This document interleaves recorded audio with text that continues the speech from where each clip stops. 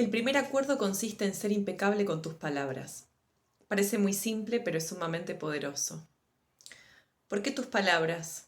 Porque constituyen el poder que tienes para crear. Son un don que proviene directamente de Dios. En la Biblia, el Evangelio de San Juan empieza diciendo: en el principio existía el Verbo, y el Verbo estaba con Dios, y el Verbo era Dios. Mediante las palabras expresas tu poder creativo, lo revelas todo. Independientemente de la lengua que hables, tu intención se pone de manifiesto a través de las palabras. Lo que sueñas, lo que sientes y lo que realmente eres, lo muestras por medio de las palabras. Es un fragmento del libro Los Cuatro Acuerdos de Miguel Ruiz.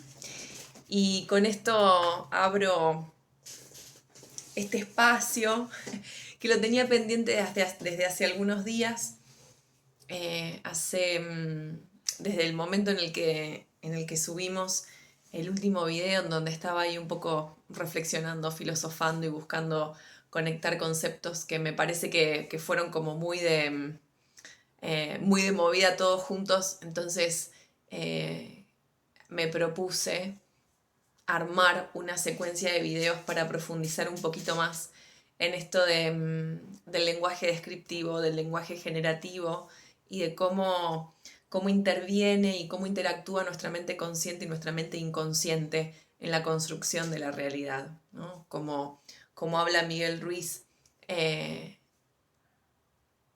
la impecabilidad en lo que decimos. Lo que decimos es lo que somos y es una manifestación también de lo que podemos llegar a ser. Y esto de la impecabilidad, como bien menciona el libro también, tiene que ver con el no ir en contra de nosotros mismos. Y como coaches reconocemos que hay ciertas distinciones, estas distinciones que actúan de forma tal que podamos nombrar y que podamos asignarle un sentido a eso que habitualmente nos puede estar sucediendo en transparencia. Y lo que estamos proponiendo, al menos en estos videos, tiene que ver con el poder reconocernos desde dos tipos de lenguaje en principio, ¿no? Hoy vamos a centrarnos un poco en las diferencias entre el lenguaje generativo y el descriptivo, como compromisos diferentes. La primera distinción tiene que ver con esto, ¿no? Cómo yo me estoy contando la historia de mi vida. Con el lenguaje descriptivo utilizamos palabras, frases, conceptualizaciones que tienen que ver con una observación respecto a lo que está ocurriendo.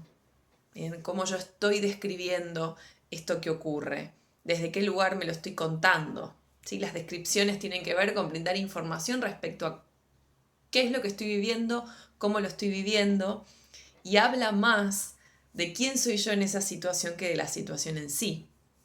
En el lenguaje descriptivo lo que encontramos tiene que ver con una afirmación cuyo compromiso está con describir lo más fielmente posible eso que está ocurriendo, el hecho que está sucediendo, y el juicio que habla más de mí mismo respecto a esa situación, ¿no? Como siempre decimos, puedo hablar y mencionar que estoy frente a una ventana cuadrada y que estoy viendo casas, edificios, que tengo el sol de frente y estamos en pleno atardecer.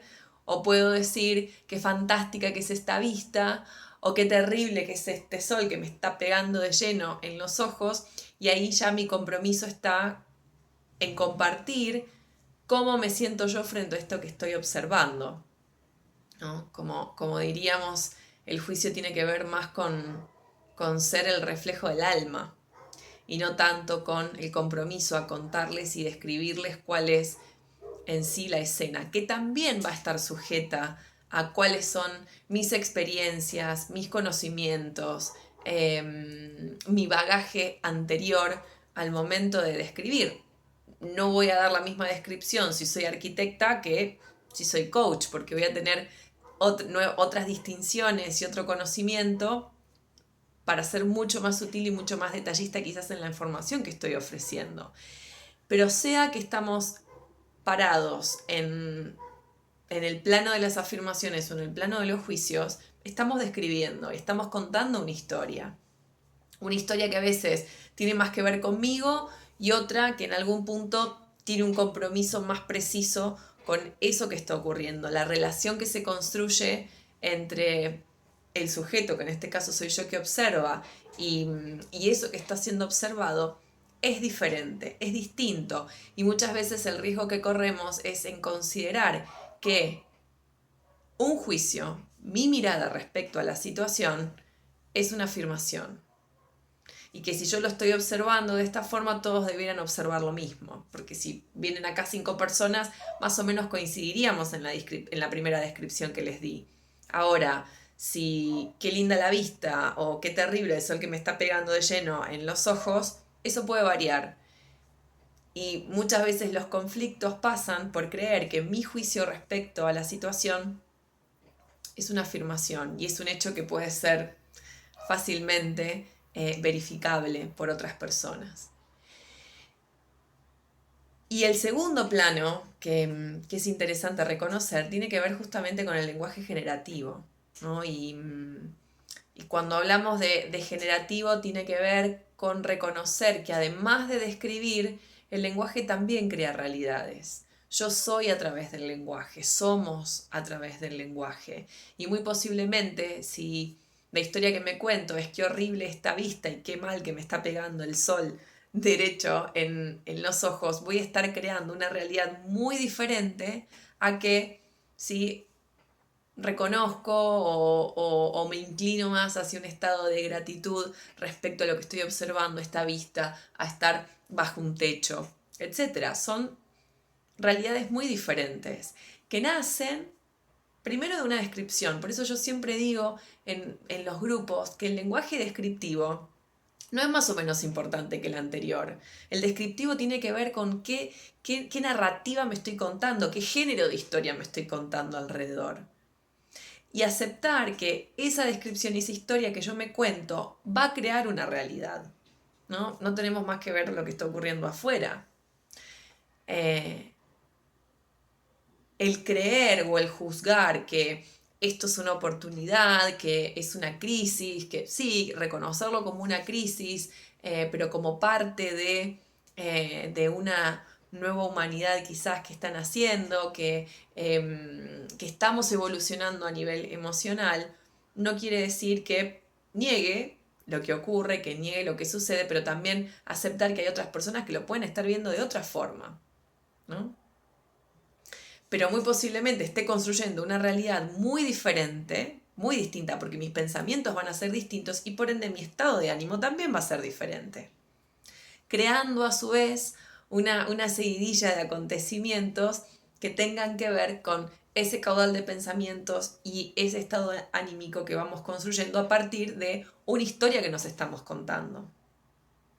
Entonces creamos también a partir de lo que podemos percibir y a partir de la historia que nos estamos contando. Y cuando lo que describo no me gusta, como por ejemplo esto, qué fea ventana, qué fea malo que estoy viendo, y tiene tanto peso en mi vida, bueno, muy bien, ¿qué necesito declarar? ¿Qué necesito decir para poder generar algo nuevo? Porque si me quedo en la queja de lo feo que es esta vista, difícilmente mi realidad cambie y voy a estar creando muy posiblemente una realidad bastante limitada o bastante limitante. ¿Bien? Entonces, el reconocer el lenguaje, el reconocer el poder que tenemos, tiene que ver no solamente como coaches a veces, ¿no? Con poner el foco de atención en las declaraciones, en el compromiso, etc. Sino también poder reconocer qué historia nos estamos contando y de qué forma estamos describiendo la realidad. Porque esa va a ser la base desde donde vamos a estar construyendo también. Siempre estamos creando. El punto es desde dónde estamos creando. Espero haber traído un poco más de claridad respecto a este tema. Nos va a quedar pendiente para un próximo video algunos ejemplos que vamos a estar trabajando sobre estos dos modelos que obviamente funcionan de forma integrada y vamos a pasar luego a las características del inconsciente y a cómo se conjuga la mente consciente y la mente inconsciente con el lenguaje y la forma que tenemos de construir realidad. Abrazo, si crees que esto puede servirle a alguien más, compartilo, compartilo con quien creas que puede serle de utilidad. Nos estamos viendo, abrazo, que tengan una buena semana.